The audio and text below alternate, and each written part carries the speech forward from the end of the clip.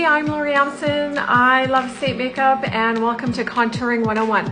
I'm going to show you how to do it and how to feel comfortable and confident wearing. If you have a long and slender face, you're going to want to give yourself the illusion of cheekbones. So you're going to start at your ear and go towards the middle of your eye.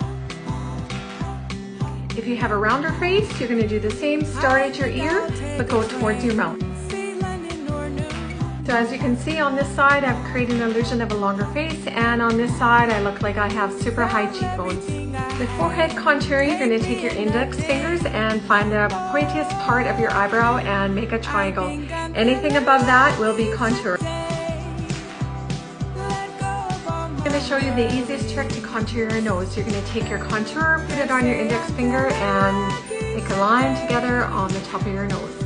You don't want it down here, you want it on the top, and just pull it.